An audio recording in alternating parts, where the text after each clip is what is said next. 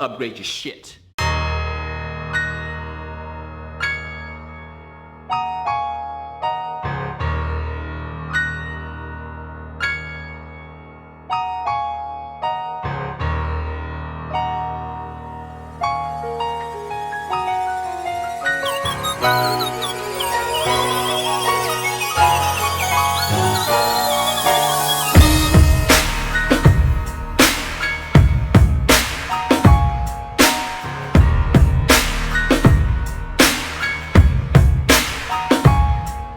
I'm Coach RT3. And I'm not a what? And we're the Upgrade Guys. Today we're very happy to bring you one of our good friends, colleagues, all the way from across the country, Dr. Moses Bernard. Thank you for coming on with us today. Happy to be able to join you guys today. So I think I met Moses later, but Nat had already met Moses before I did. I just met Moses last year in September at FRA. I think I met Moses at my kin stretch in Portland, if I remember correctly. But we didn't officially. I think I just asked him some random question about a comment he made during the seminar or some shit. But after that, we became Instagram friends, and then we started sniping clowns together. Then we made the Mobility Mixtape cover. Oh, that shit was hot. That was. But, actually, so that's actually the Mobility Mixtape is what actually led to my spine course. And so it was series of posts. Yeah, that series of posts is actually at the end of it. Someone made a comment. Actually, Samantha Fallhaber. Yeah. She mentioned at the end of that series of posts is this series of posts is basically an entire course, and I'm like, you know what? It kind of is. So yeah, the Mobility Mixtape was the original origins of What's up, man? of the course. Sweet. Love it. So can you just give our listeners a little bit of background on who you are and even you can go back as far as you want, really, just your whole evolution from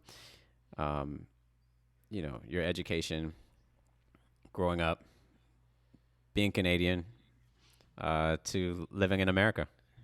So that's how much time you got.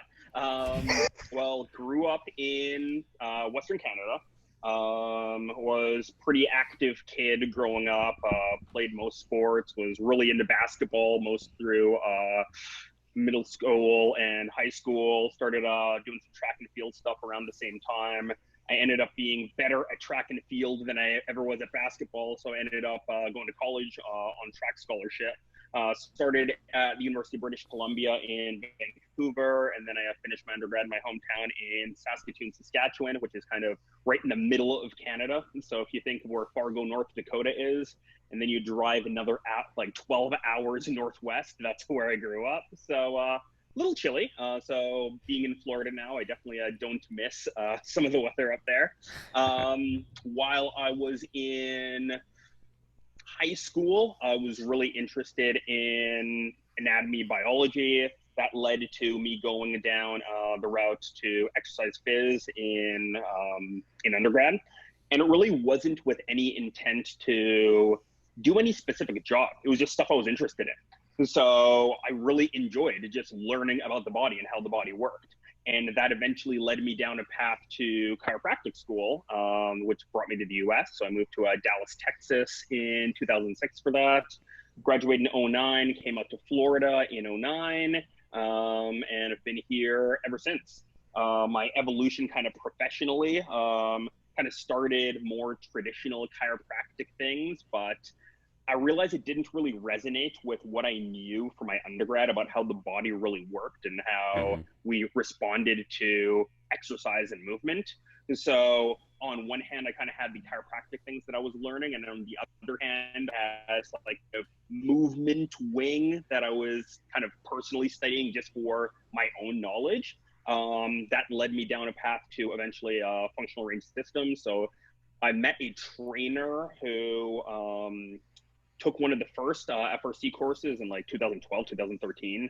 I took the FRC course in 2015, I think by the end of 2017, I'd taken all the courses in like the FRS system, and that really informs 99% of how I practice right now. So what I tell patients, or when people ask me about what I do as a chiropractor, I really tell them my goal as a chiropractor is to teach you how to use your body so you don't need to come and see me. That's pretty interesting, because I think that's not the normal chiropractic way. Nope. It really isn't. So while I was in chiropractic school, there were these, they were called practice management groups. So think of it like, you know how, like, I know gyms have this. There's like these like mastermind gym groups where it's like, you have to like market these like 30-day fat loss packages and programs, and like you have to market to Gen Pop, like, you know what I'm talking about, right? So there's like the masses say the only way for you to be successful is to do it this way. And in chiropractic, the way they say to do that is with high volume. And so there's practice management groups in chiropractic that say if you spend more than 5 minutes of time with your patient, then that's too much time. Money on the table. Wow. Part of that, and this, I hope this gives you some insight into why chiropractors practice the way they do. So in healthcare, we have something called ICD-9 or ICD-10 codes, okay? And these are the codes that diagnose what the problem is, okay? So if you've got left neck pain, it's a certain code. If you've got left neck pain that radiates into your arm, it's a different code. If you've got right knee pain, it's a different code. And then there's what's called CPT codes, which is current procedural terminology. So that's the treatment codes, okay? And the way the health insurance system works is certain diagnosis codes go with certain treatment codes, okay? And so they would say, if you are a chiropractor, you can diagnose these codes and you can use these treatment codes. If you're a physical therapist, you can diagnose these things, you can use these treatment codes. Does this make sense so far? Now, most diagnosis codes are based on time, or in physical movement. So in physical therapy, like a unit of corrective exercise is like a 15-minute unit of time, okay? But you can stack codes. So if you're lying on the bed and I have you strapped up to the ultrasound, or I've got you under a muscle stim, and that muscle stim is under a heat pack, and I've got someone doing ultrasound on you at the same time, I can now bill 3 codes at the same time. Does making sense? This shit's a fucking scam. So when you see these PT offices where there's like 8 people in the room and they're all getting like 8 different treatments at the same time from like the PT assistant, that's why. It's because that's what's reimbursed, okay? But chiropractic, it gets even crazier, because reimbursement codes for chiropractic are not time-based. It's just the treatment. So if I pop the neck joint, I get reimbursed, whether that treatment takes an hour or whether that treatment takes 2 minutes. So if you're playing the insurance game, which is a game I choose not to play, you're basically, there's no incentive to spend more time with your patient. You're basically paid the same whether you spend 2 minutes with them or whether you spend an hour with them. So you're incentivized to spend less time. Yes, exactly. That's crazy. People respond to incentives. So if you basically are just out of chiropractic school and you've got mid 6 figures of student loan debt and you've got a wife and 3 kids and you've got to put food on the table, and this is the system that you're walking into, it's very challenging to be like, no, fuck that. I'm going to do things on my own. I'm only going to charge cash. I'm going to give patients what they actually need. And when they say, why don't you charge insurance? I'm really ready to have that conversation.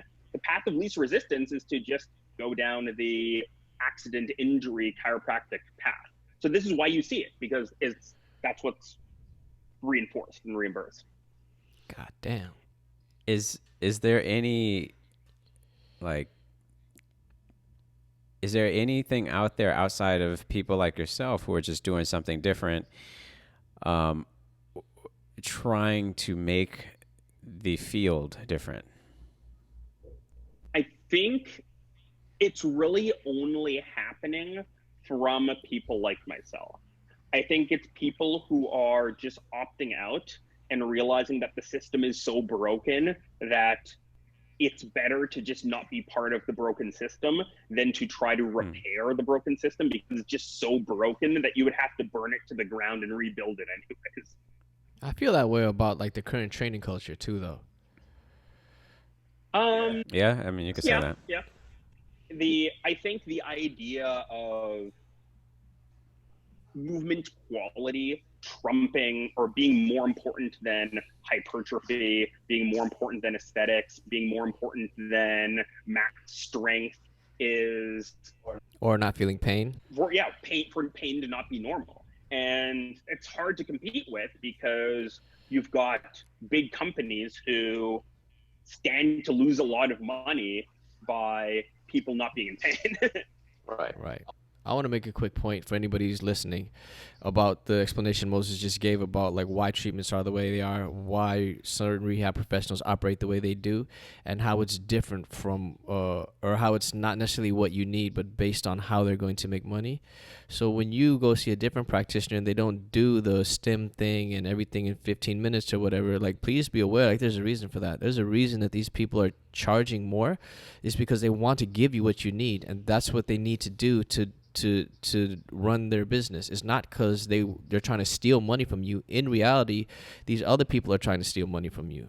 The people that really do, the people that are charging more, or like you have to come out of pocket for, like those people, there's a reason that they need to do that. There's a reason that these people stay busy. And like he said, like the current system is not necessarily for everybody.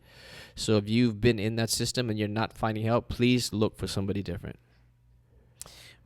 Before going further out of that, though, I think it should be said too that while the people who want to do better or want to serve their community better are charging more in order to do that, it still leaves out the socioeconomic like disparity, right? Like the people who have to be with insurers, the people who can't afford, a good practitioner.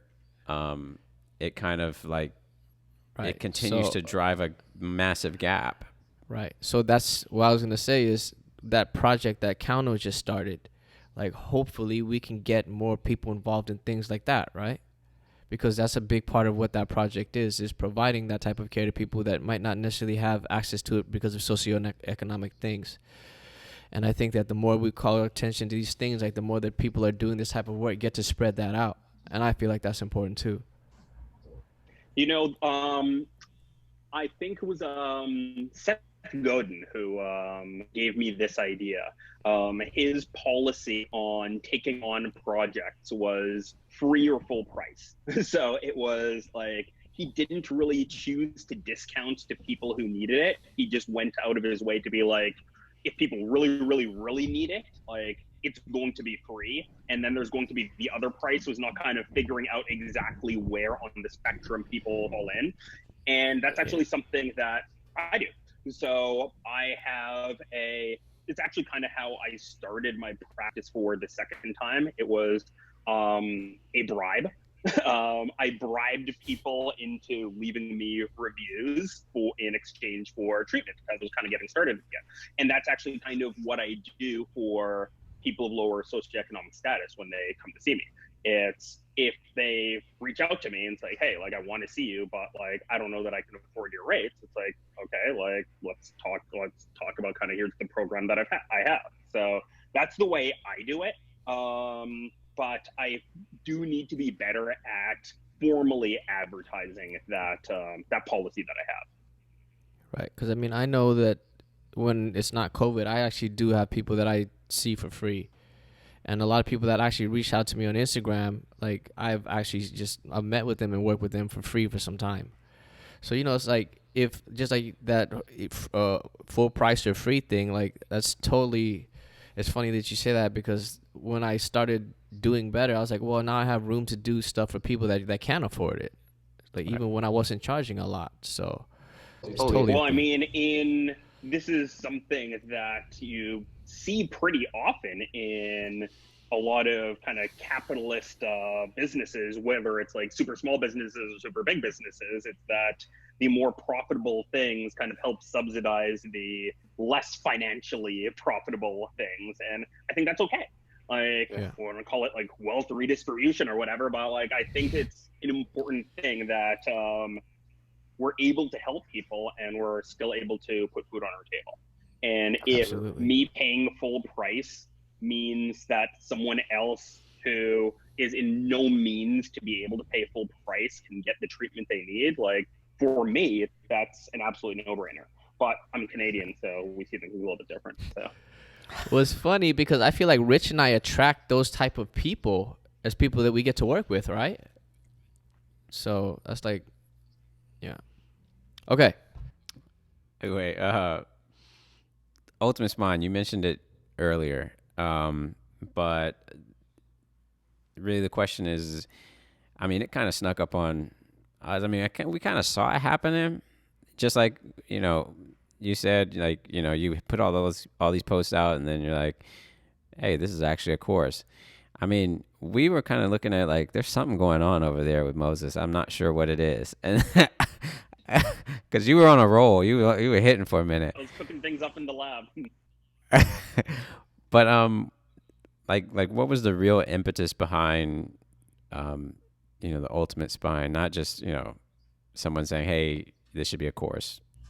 So it really came down to, I knew in the back of my head I wanted to have some type of digital product like years ago, like 5, 6, 7 years ago. Like, this has been in the back of my head for a really, really long time. I just didn't know what it was going to be. When I started, like, even before I started my practice, I was really fortunate to have read some pretty good business books, like the E-Myth and 4-Hour Workweek, about like building a business based on systems that isn't reliant on you. And so this is one of the things that I absolutely love about FRS is the system is not reliant on my ability to like give someone the magic treatment. Like, you and I can both identify as like, hey, this guy's shoulder car sucks and he's got no internal rotation. He needs IR pails and rails. Like, right. Boom, next. Like, so I really like having systems in place. So my practice that I'm at right now, I started in 2017. Towards mid 2019, it had been kind of waiting list for a couple weeks out, like consistently.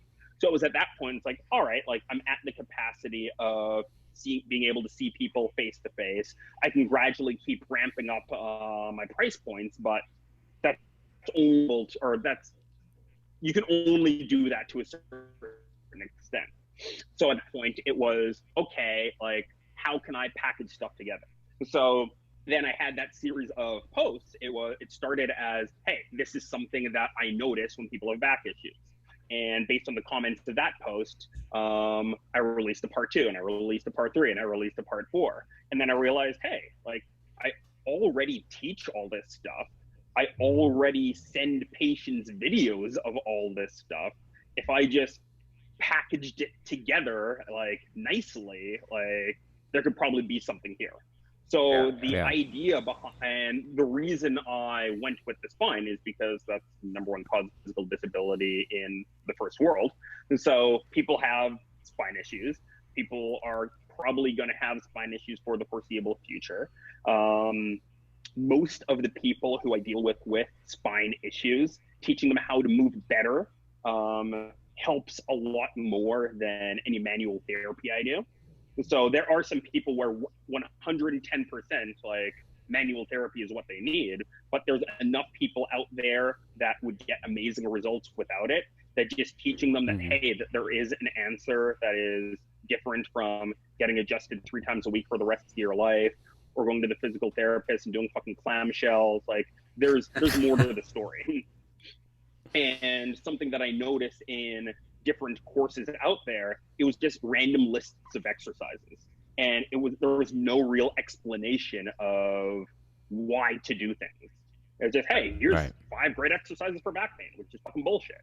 So what I realized is there's like, I hate being like there's these many categories, but like the way I think about it personally is I see things, well, in the FRC world, I see things through 3 categories. You don't have any idea what's going on with the joint. Solution, cars. So get better awareness. Problem number 2 is you have range, but you can't control it. Solution, positional isometrics. Problem number 3 is you just don't have enough range. Solution, tails and rails. So I feel like every joint in the body, aside from the spine, those are the really obvious solutions. With the spine, these problems I see a lot through an FRC lens is, 1, people have no idea how to fucking segment. So that's one segment of the spine course. 2 is when they try to move other pieces, the spine comes along for the ride. So the spine compensates when they do hip cars or shoulder cars or scap cars or even neck cars. So just learning how to not use your spine in the place of other shit is a big column. You can have both of those present and you could still just be weak as fuck. So there is a place for building strength and learning like, if you're a strength and conditioning person, we all understand how to brace for strength, but a lot of Gen Pop people have no idea. Like they're just totally disconnected from this stuff and how to pressurize their abdomen and create any type of stability. So I have an entire section of the course just based on that. Not that it's a super complicated thing, it's just that people are so disconnected from it, it warranted its own section. So that was kind of the idea of the course. It's like, if I could take everything I know about the biggest problem that people have and put it in a package of, hey, if I put these things together, there's probably a 99.9% chance that it's going to help you. That's what I got. That's beautiful. Or you could just do split squats. Oh, fuck. Not this shit again. Oh, fuck. Like, all joking aside, never mind. I'm not going to give that stupid ass shit no airplay. That motherfucker's so stupid, it don't make no goddamn sense. I thought it was also interesting how you weaved in, like, the idea of blind spots. You know, it was, I think we're all, like, in the last couple months, like, been really trying to figure out how to best connect our experience in life to the thing that we do. And I thought that was really interesting. Could you, like, maybe share, people who don't know, who are listening, like, what you were trying to get at with the idea of blind spots? Yeah, so right around when the recent Black Lives Matter protests were starting, I had like booked myself like an Airbnb. Like, this is something that I do every couple of months. I like book myself an Airbnb that's just a little bit off the beaten path, just to kind of like get out of my common space and just like allow myself to like work and be productive. So I ended up doing that, and that was the weekend that the major Black Lives Matter protests began. And I remember like someone sent me like a video of like tear gas bombs going off like literally right in front of my apartment in downtown Tampa. So I'm thinking, it's like, I came here to be productive and work on X, Y, and Z projects, but I can't like just like all these thoughts were just swirling in my head, and I just like couldn't just like cast them to the side and be like, well, business as usual. So I took a couple of days and I just kind of thought about like what it meant for me to be a Black person living in America, not from America, not raised in America, who came to the US in his mid-20s, who didn't really experience the racism growing up that most Black Americans have come to expect. And what came to my mind was, you don't know what you don't know. but once you do know about something you don't know, you can learn.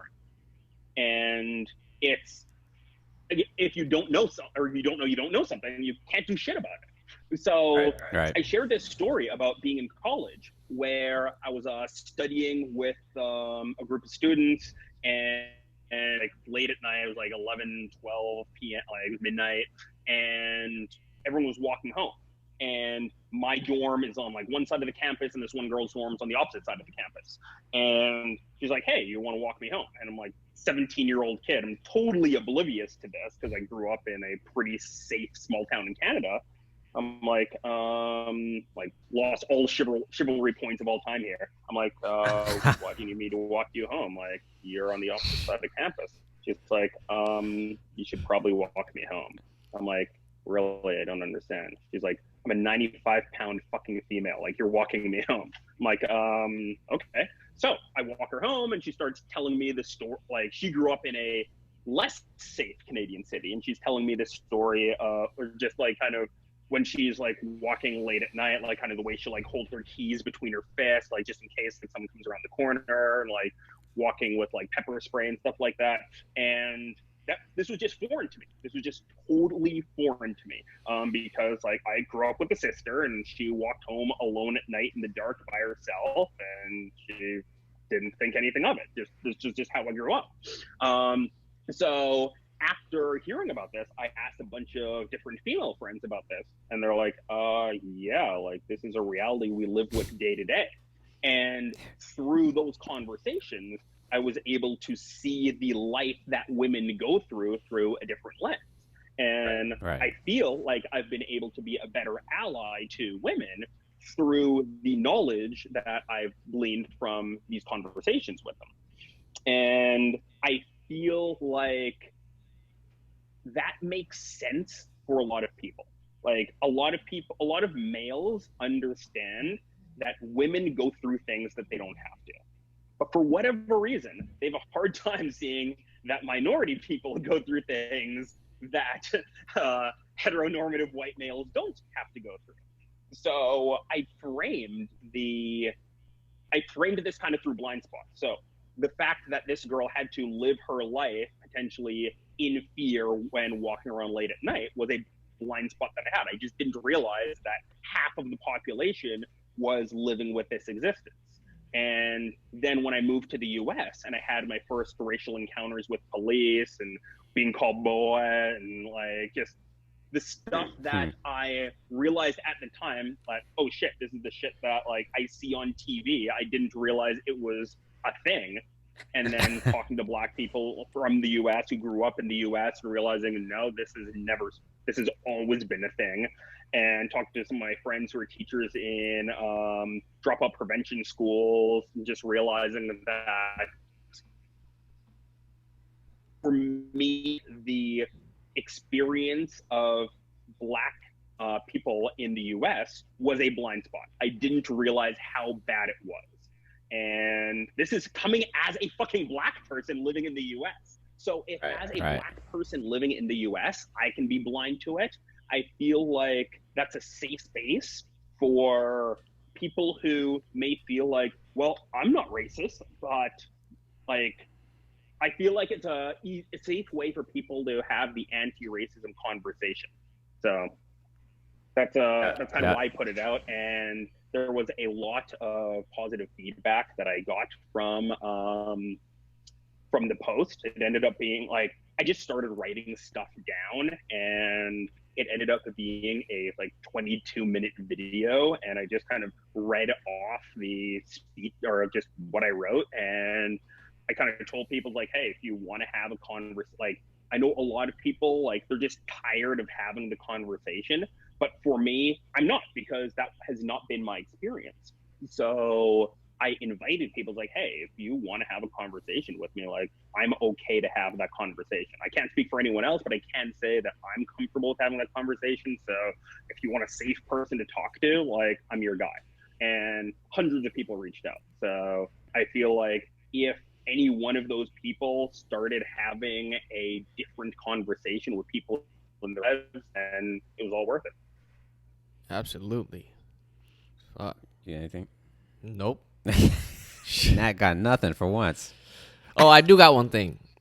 If you don't know that you don't know, then you can't fucking do shit about it. That's why you say stupid ass shit like do split squats. And my experiment disproves fucking mountains of science. Fuck it, I hate dumb people. There's I have I'll call him a friend. So he's a patient who has become kind of a colleague, who's become kind of a friend. He does his own fitness thing online, but he came to me. I kind of explained FRC principles, and he's like, "This takes a lot of the science that's already there, and just like kind of packages it up together. This makes a lot of sense." He ended up taking the FRC course a few months later, and he's really gone down the tensegrity rabbit hole. And he's like, his mind is just blown by it, and he's posting tensegrity stuff every day. And like, for him, he was one of those things. It's like, he didn't know, but once he did know he didn't know, he could start learning. He just went super deep, and he feels like it's his now responsibility to just share that with the world. I think a lot of us feel that way when we start to like understand FRC and like where the gaps are and like why people are not getting the results they want and actually having like negative results from training to some degree and all that stuff. I think it's one of those things where like there's two types of people who approach this. There's probably more types, but usually there's a person who comes in open and like, I'm ready to like learn something, and how can I utilize this to best serve the people around me? Like, does it help the people around me? And then there's the other person who comes in and says exactly what you said. Oh, this stuff has been around for ages. Yeah, it might have been around, like all this information has been around, but it's not in the package that's being administered, right? So if you just have random little pieces of it everywhere, scattered everywhere, then you have no process of administration, right? And I think there's value in having a clear, succinct pathway to how to administer, this, and then how to like get information and say, okay, with this information, what potential steps should I take? Just like the way you divide it up in the way you see it in 3 sections: cars, position, ISO, pails, rails. And this is so one of the other reasons that I designed the spine course the way I did is I have never needed training to be exciting. I just need it to be effective. Right. So my entire life, my training philosophy was never like, do a workout for fun. It was always with a specific purpose. Like every workout had to have a specific goal. And that has just always been like who I am as a person. And so when friends are like, hey, like come do a CrossFit workout with me, I'm like, why? That has nothing to do with my physical goals. Like, I don't understand. It's like, hey, come over for a run with me. I'm like, no, I'm not training for that right now. Like, that doesn't make sense. Like, that has always been my philosophy. So when people ask me like, hey, like I see you're doing some online stuff, are you planning on doing any online team stretch? I'm like, no, I have no desire to like make new fun and exciting workouts every week for the masses. One, because it's not something that I'm super passionate about, and two, there's already people who do that way better than me. And so like, why would I reinvent the wheel shittier? So what I do know is, based on the FRS system and applying the principles, if I can explain, hey, here's why this pillar is important, and here is a bunch of progressions and regressions to learn this principle and this principle and this principle, and if you actually do them, you're probably going to feel better. That's, I think more than probably. Yeah. And that makes a whole lot of sense, because I think a lot of people just, it's interesting you say like you've never done a workout for fun. Like, I think it's, I mean, nothing against people who do workouts for fun, but I'm just like, what? I mean, to me, like, if you do rock climbing, if you run, like, if that's what you're passionate about, that's what you're passionate about. But I can't, for the life of me, understand why people don't think that, like, the human being you come to to the table with should not be capable of those things, right? Like we're essentially saying like let's help this body do better at all of this stuff. And they're basically saying, no, no, no, no, no. I just want to do this stuff. That's all right. That'll keep Moses in business. You know, I really like Spina's comment is that like cars is your, or I can't remember whether it was Spina or Ranfone who came, or whoever came up with this first, that cars is your penance for having exited the food chain. I think that was Dre. Like, there's certain things that our physiology is designed to do that we aren't doing. And if we don't have some way to mitigate that, there's going to be problems. Right. And I Right. feel You can't just like, climb a tree. Sorry? You can't just climb a tree and fix it. I mean, or crawl around on the ground or all that fun stuff. Oh, fuck. Do backflips and shit. Specificity doesn't matter. It's not a real thing. You shouldn't take it too seriously. That's why in some places they call it the principle of specificity. You shouldn't take that shit too seriously. It's not that important. So you can argue that it's not important, but the data totally disagrees with you. Right. Because if Right. Oh, just so everybody knows, I'm fucking joking. I'm making fun of somebody, just so y'all know, right? I don't fucking believe that stupid shit, but yeah. here's the thing, Go ahead, there's Moses. a lot of people who do believe that stuff. And people can say like, well, like all this specificity you're doing doesn't matter because like I just do this and I'm going to be okay. It's like, well, you could say that, but the rates of low back pain in X population are still really high. The rates of whatever injury in whatever population are still really high. Now, just doing anything is better than doing nothing. So like, don't get me wrong, like doing any activity is better than doing nothing. Right. But every activity has, as it stands right now, has its own inherent problems that go with it. Like I work in a yoga studio. Do you know how many yoga people I have with back pain? A lot. Fucking all of them. A lot. So like people go to yoga to fix their back pain, but it's not fixing their back pain because it's not designed to fix back pain. So it's nice to have this idea that just doing the thing you love is going to be enough to fix your fucked up joints, but the data just doesn't support that. So I know how much I fucked up my joints over the decades of being unaware of these principles, that all I have time for in my workouts is just fixing my broken shit.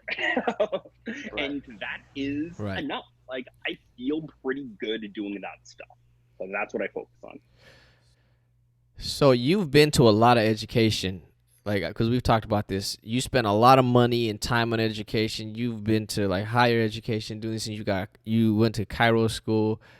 And the fact that now you've dedicated almost all of your time into this training, like how are you feeling different in your body compared to like now in years past in different training protocols and thought process? So a lot of the systems that I had been exposed to before FRS were really based on kind of the neurological tricks approach. And I had things in my body that didn't need neurological tricks. They needed training. They needed time under tension. So doing a neurological tricks didn't help fix problems that were time under tension problems. I also had I had dislocated both of my shoulders numerous times, and I was given the classic like bullshit shoulder rehab stuff, and my shoulders never felt any more stable. And through the lens of FRS and learning about the principles of the active to passive deficit, that was the most obvious thing in the world to me that was totally overlooked and totally neglected by every healthcare professional I had seen before. And only through training that way was I able to start fixing my messed up shoulders. I had some big time ankle dorsiflexion issues, and I would do all sorts of mobilizations and activations and things like that, and made zero progress. And what has made progress is hanging out in dorsiflexion for 5 to 10 minutes at a time, multiple times a week. That is what's made progress. Very slow progress, but progress nonetheless. So just realizing that, hey, like tissues take time to adapt. And if you think you can rush it, you don't understand the physiology. Like that's a very refreshing approach because it's honest. Right. Right. I think that's where a lot of people have trouble too. Is like, there's no fucking like quick, easy solution, right? Like you've got to like, and everybody needs a different amount of time. Everybody's gonna need a different like amount of intensity, and like these, everybody is different, and we can't say that, hey, in 3 weeks if you do this fucking band thing, your shoulder's gonna get better, right? Like we know some things about restive tissue adaptation and like where you're at in active passive ratio or what you have passive. Like we start to form these ideas based on our anecdotal evidence of this work we've done before, but there's no like, hey, do this 10 times and you're gonna be good. You know what I mean? And like you have to think about it and reassess throughout the process as well. Well, I think that it takes a certain type of person to be able to accept that concept, because we see it all the time in fitness. Like we see the people who jump from diet to diet and workout plan to workout plan, always looking for the next best thing. And then you have other people who understand that, like, no, like this is going to be a journey. Like I'm going to dedicate like a year to figuring out whatever it is that I'm trying to do, as opposed to expecting it to happen in 30 days. So I think you see that a lot in fitness, obviously. I see it in healthcare too. Like people who like, I'm in a lot of pain right now, doc. Like I just need you to fix me. I'm like, that's not how pain works. So if that's what you want, like I'm not your guy. Like taking an aspirin or like getting a hydrocortisone shot is going to be more effective at getting you out of pain. But if you want to actually fix your shit, it's going to take some time. And it's going to take some effort on your part. Right.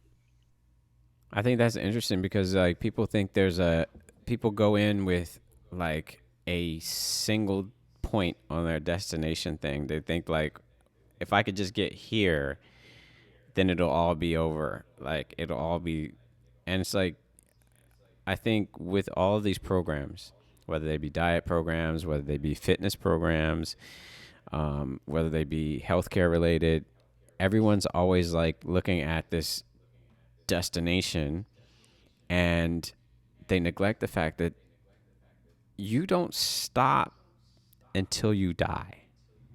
So there's there's an analogy that I share with patients. So I have this like 15-minute speech that is kind of at the start of every new patient appointment, and I plan my new patient appointment to have this speech. And because if they're not willing to like listen to the big picture approach, and a lot of the approaches that we take are very contrarian to what they've heard, so I give myself a lot of time to explain these contrarian concepts. And part of that speech is explaining that in healthcare, problems don't always show up right away. Sometimes they do, but sometimes they don't. So if I accidentally leave my stove on and I lean my hand against it, I'll have burn marks on my hand instantly. Okay, like it's not happening in 5 minutes or 5 hours, it's happening instantly. Okay. But if we look at something like a heart attack, we're not looking at what you ate yesterday to say, hey, what caused that heart attack? We're not looking at what you ate that morning to say what caused that heart attack. It's what you've been eating for the last 20, 30 years that kind of trends you towards the heart attack. And when you look at the symptoms of heart disease, the first symptom that most people have when it comes to heart disease, meaning the first thing they feel in their body, is sometimes left arm pain, but usually the heart attack. So the first symptom of the heart disease is the heart attack, and that is way too late. So we don't wait for heart attacks to deal with cardiovascular health. This is why we check blood pressure. This is why we check cholesterol levels. This is why we do routine blood work. Because if we waited till symptoms showed up, it would be way too late. So on the continuum of heart health, we have heart attack is down at the bottom. We have perfect blood pressure, blood chemistry is up near the top, okay? Now, most orthopedic things, so knee pain, back pain, neck pain, are a lot more like heart disease than they are like putting your hand on a stove. So you can have a joint that's deteriorating for years and years and years before the symptoms show up. So when it comes to joint health, worst case scenario would be I definitely need surgery. My joint is so fucked up, I definitely need it to be operated on. Best case scenario, I'm a unicorn. I'm a mythical creature of perfection where every joint is absolutely magical. And I use the word mythical because that's kind of a fairy tale. Like most of us are usually not going to have everything absolutely perfect, but that's our goal. Now, I would argue that pain for most people happens somewhere over here. Pain happens a lot closer to I definitely need surgery than I'm a mythical creature of perfection. So when it comes to joint health, the entire system has decided if you aren't in pain, you are fine. That is the only measuring stick we use. And that's a really shitty measuring stick. It's like waiting for the heart attack before I check blood pressure. Right. So my argument is I'm not going to use pain as the measuring stick. I'm going to use unicorn as the measuring stick. And we're going to say, all right, your neck's over here, your back's over here, your left knee's over here, your right knee's over here. And I'm going to give you a game plan to get everything going in this direction. And if you're happy to have everything over here, that's cool. I don't care. I just want to let you know where everything falls on the continuum, and I'll teach you how to get it going that direction. And that's my approach. And some people can take it, and some people don't. And what can you do? I think that heart attack analogy is really fucking important for people who are coaches or trainers because, like, a lot of times we don't know what we don't know. And before I took FRS, I realized, I was like, oh, well, nobody's really getting fucked up in my workouts or my training, so, like, I must be doing it right. Fuck what they talking about. And later on, after I took FRS and I started to look back, I saw all my blind spots revealed to me. And, like, I didn't realize, like I was driving them into a heart attack, right? And I think that's that small little thing, if you can take your ego out of it for a second and realize, like, your responsibility when you're training another human it's a big responsibility. Like, it's not just come in and have them do some fucking squats and push-ups and burpees and make them sweat. Which is like real shit. Like, look at the epidemiology of disability. I think anxiety and low back pain kind of battle it out for number 1 and number 2. I think neck pain's number 3, depression is number 4, other joint pain's number 5, falls is number 7.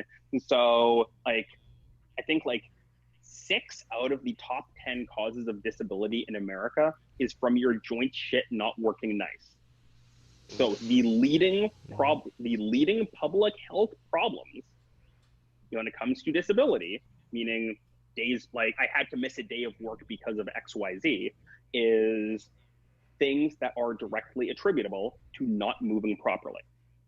So it's not just about getting fucking swole.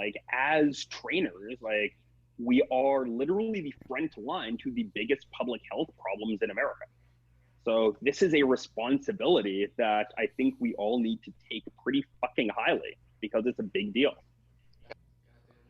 Goddamn right. That's the unfortunate thing about our injury and our industry in general, is that you have a lot of people who either just see it as I just like to work people out, or I'm in good shape. People said I should train people. I have a good looking body. I should be training people. A lot of people who are just a former athlete, and they're I don't know what I'm going to do. I can just run them through my old football drills. That's how I got fit. It's literally, that's literally what we're dealing with, and then couple that. It is. Football drills with a client just the other day. I was just walking by a park, and I saw someone just doing random footwork drills. It was a overweight person doing high speed ladder drills. I'm why?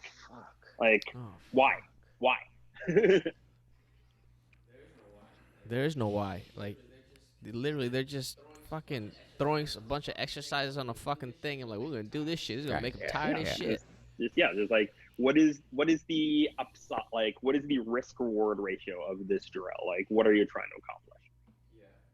Yeah, that's something that should always be in your head. Why? Risk versus reward. Right. Absolutely. Let's see what else we got that here. Is actually, so I've got some. So in my course, I don't have any spine pails and rails, and the reason for that is risk reward. Is so many people are so disconnected from their bodies and how their body works. Like, I feel like a lot of people like would screw up trying to do like good quality spine tails and rails and focus it on the area that they actually need to focus it on, 100%. as opposed to just getting more 100%. mobility at a hinge point that's already present. So I don't have it. Do I think that people need it? Absolutely yes. Do I think that there's other things that I can teach them that are equally or more effective at a way lower risk? Absolutely. That's a good point, because I think spine pails and rails are a whole different animal than other joints. Big time. Yeah, like for real. Definitely. So what? I'll let Rich think, because I got one from Instagram. Somebody said, "Why is your new nickname Spine Daddy?" I think they said kind of being funny, but not fully being funny. They literally said that. That is from Missy Kai, who is Oh, I know. Yeah, I know. I just texted him there yesterday. systems person. She has some courses on human sexuality and destigmatizing a lot of things within human sexuality. So she had a couple weeks in there where her gurus and her mentors in different fields were her daddy for whatever it was. So it was like, this person's my breathing daddy, this person's my spine daddy, like this person's like my social justice daddy. So that was the origin of that term. All right. But I appreciate it. Spine Daddy. Oh man. So for the more professional parts, we use the prophet of spine, or the spinal prophet or something. But I like Spine Daddy better. I'm not going to accept either of those. I'm just a guy who took information from people who are way smarter than me and tried to distill it down into bite-sized packages that work for people who have no understanding of human anatomy and physiology whatsoever. That's fair enough. Fair Makes a lot of sense. I have not invented anything special. I just share try to share basic principles with the masses. I think that's Right. important, like, to acknowledge, like, everybody who thinks they know something, like they know something because they got it from somewhere. Like, they didn't invent anything. Like, there's nothing new being invented. I mean, unless you created E equals MC squared, you're like, oh, like, and even then you didn't create that. You just you discovered it, right? Like, everything is discovery. It's all already here. And oftentimes, I think when we talk about these things we discover, even though the people have discovered this thing and put it together, like, we still don't know the depth of that thing. So, like, whatever we think we know might just be like the smallest part of it, right? And like, we don't know how vast this of every information actually is, because we don't know. We discover. So something that I do try to pride myself on, and this is something that I really enjoyed about FRC, is I like when I come across ideas that shatter my foundation.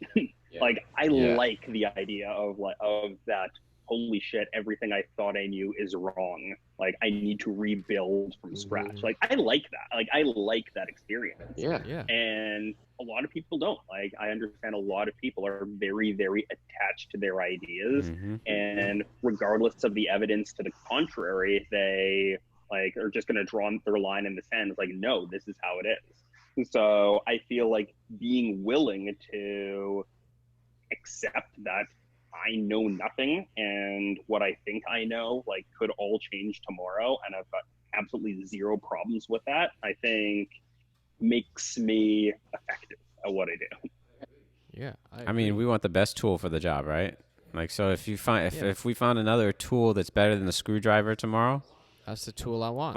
like peep this, like, for years people used a handheld screwdriver, right? Just to do this all the time. And somebody created an electronic one. It's just like, why wouldn't you use that? Oh, I need to be able to use that and feel it, and like, Shut up. You just how many years and how much effort you're gonna be putting into that? And then all humans are different. So like this tool might work for this problem with this Right. person. That doesn't mean it's gonna work with that other person that's exhibiting the same Right. thing. Like you could have got there in different ways. There's other things to think about, and it's like it's just fucking stupid. I fucking hate stupid people. Damn. That's like the 5th time he said he hates stupid people today. I've dealt with a lot of stupid this morning before I came to class. I feel like that is just who you are. Like, I feel like that's just probably running through your mind. Like, 30% of your interactions with humans for most of your life. So this is the thing it's not that I'm convinced that I have it right or that like I think people are stupid who disagree with me. I think it's stupid when you disagree with something but can't provide the logic why. And if you can't see that, it's probably because you want to preserve that thing of feeling like you want to know. Like, that's fucking stupid. Like you were saying, like, I love the feeling of like, fuck, everything I thought I knew was shattered.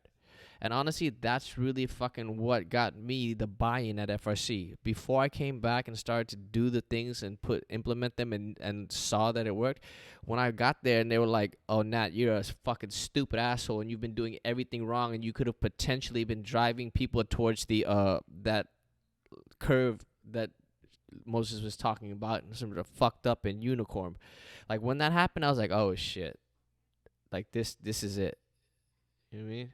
And I try to do that every fucking day. Like, Rich and I are always trying to prove ourselves wrong. We're trying to prove each other wrong because we need to be able to logically justify why a thought process makes sense, and we need to know why it doesn't. Especially if I'm charging people to do it. Especially if I'm working with people and it's affecting their lives. I need to vet that shit to like the fullest of my ability. And I have no problem being wrong. Like, I've been wrong all the time. And I've been trying to prove the FRS shit wrong since I started. But also, as a non-FRS person or somebody who hasn't taken FRS, the onus is not on any of us to prove anything to you. Right. Because we end up arguing about shit that you don't know about. Like, you're arguing it based on your perception, and that's not what the fuck it is. So, like, you're wasting everybody's time when you do that shit. Go fucking get educated before you want to argue about it. My boy Lux he likes to say this shit. He's like, I never engage in an argument that I don't know both sides of the argument. And he's like, and that's not me looking at it from the outside. That's me deeply studying that side to see if what can I prove real about this and what can I prove wrong about this, and based on objective measures. Yeah. Simple. I'll have a lot of people will reach out to me and they'll like DM me. It's like, hey, what do you think about so-and-so system? Like, I don't know, never heard of it. Hey, what do you think of so-and-so? I don't know, never heard of it. They do blah, blah, blah, blah, blah. I'm like, okay, so why do I care? And? Like, yeah, like, like, what do you want me to think about it? Like, you want to ask me about like how I think about, or what I think about basic scientific principles? Like, we can have that discussion, but I don't care about other systems that people choose to use, because that's not where my mind's at. Right. Yeah. My mind's on helping the people I'm working with. Yeah. Yeah, exactly. That's where it's at. What'd you say? Favorite food? Yeah. Nat. You had a last meal. What was your last Nat meal? has some silly questions. I had real questions. Nat has silly questions. Yeah, we gotta mix that shit in, bro. You see Nat gyrating his hips on Instagram? Yo, this motherfucker, bro. When I saw that shit, I was like, oh, I gotta get this motherfucker back, bro. Shit, he got me on that one, most. And I was being real on that one, man. And like fucking, I didn't even think about it when I was filming it, right? And then when I seen the way Rich put that shit together, I was like, oh fuck. Anyway, what's your favorite? What was it? Favorite food? That's what you want to know? Yeah, favorite food, or if you had a last meal, what would it be? I have been really big on steak at home recently. I would say I like fillets. I really like fillets. I try to like the ribeye because it's more fat, more marbling, more flavorful. But like I like the fillet. So I got a sous vide cooker like maybe 3-4 months ago. Deliciousness. Actually, no, probably more than that. Probably like 6 months ago. And I've got a home blowtorch, so like I've got a fucking nail down. Like I've got like the home stick game like on fucking point. You living that life, Moses. Do your thing, man. That good life. What? So that's that's the answer. Man. What else you got? What do you say? Most important thing you've learned in life. Great question. Yeah. See, that wasn't silly. That was hard. That the golden rule is bullshit. That you should not treat people how you would want to be treated because people aren't you. You need to ask people what they want. Yes. God damn. That ties into like everything that we're talking. That ties into all the like Black Lives Matter. Like what's going on right now is like everybody's like, oh, well, this is what you need. Like no, like you never took the time to ask what we needed, and now we're telling you what we need. Yeah, exactly. You turn around and be like, nah, you don't need that. And the proof of the thing we're fighting against is the fact that the fabric of your understanding is based on the fact that you think you get to say what a whole nother segment of the population, a whole group of humans or other humans need or want or is fair. Man, fuck what you talking about. Fuck that shit. Let's get fired up. I love it. Yep. I'm gonna have to like edit the volume on this. Let's see. This is interesting. If you were me, what question would you want to ask? Would you want me to ask you? That's Nat's question, so don't. That's my question. I see you doing it all the time. Why haven't you hit the double body weight single leg deadlift yet? And the answer is because gyms have been closed for the last 6 months, and it's fucking hard. Okay, it's fucking hard. Keep it real. It's hard. Fucking hard. Yeah. Keep it real, G. Motherfuckers can't do that with both legs. Shit. Tell me about it. What have you read to or listened to recently that stands out the most? That is a loaded one because I am huge on audiobooks. So I got a audible.com subscription in 2011, and it's the one that gives you 2 credits a month. So for almost a decade, I basically had, and so the average audiobook about like 6 hours. So I have, so even if you only have like a 20-minute commute each way, just over the course of a week, that can end up being like an entire book. So right.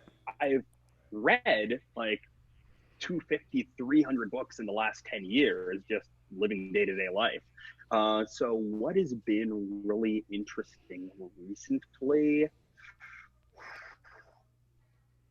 That is a loaded question. I knew it was going to be. Yeah, that's a good one. This is a really good one. I feel like I should like look at my Audible queue and see like what I re-listening to.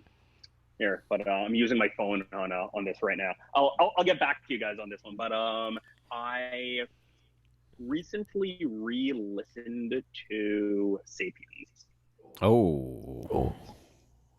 If you haven't read Sapiens, it is arguably the most important book you can ever read as someone who deals with other humans for a living. Yes.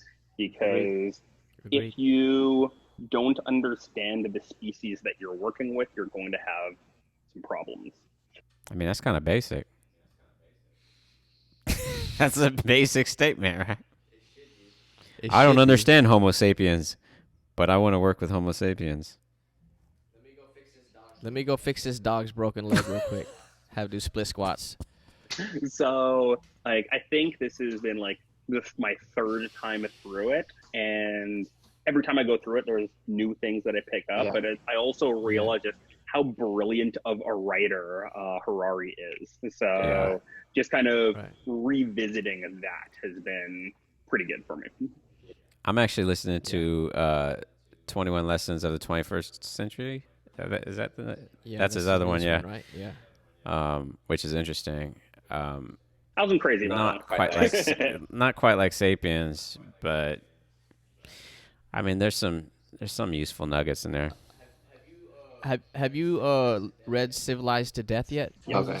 I'm actually a pretty big Chris Ryan fan, so like I read it like as soon as it came out, and I feel like Civilized to Death is in many ways kind of like a more fun Sapiens. I was going to say that. It's like a more accessible Sapiens. Yeah, because people that I've like gifted Sapiens to or suggested they read it, a lot of people are just like, oh, I just couldn't get through it. I was like, what? So now I was like, try this one. Yeah. Yeah, so big fan. Well, before we get out of here, let's have you tell everyone where they can find you on social media, your websites, all that stuff.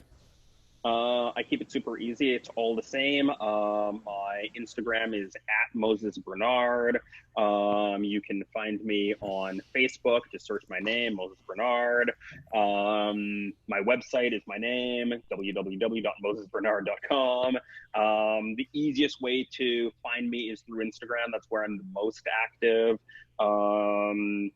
My course, it's theultimatespine.com. You can check me out there. But the easiest is just find me on Instagram @MosesBernard. Leave me a message, have a conversation with me. I can point you to what you need from there. Nice. Well, we really appreciate having you on, and you're our first interview, which is we were talking like who should our first guest be? We were both like, fuck Moses, bro. Like, shit, take us to the promised land. Yeah. Got that mobility. And plus, we got that picture, that Mobility Mixtape picture. Yeah. So, that's going in here. So, for those of you watching on YouTube, thanks for watching. For everyone else on Spotify, YouTube, or wherever you're, Spotify, Apple, everywhere else you might be, thanks for listening. Peace out. Upgrade your shit.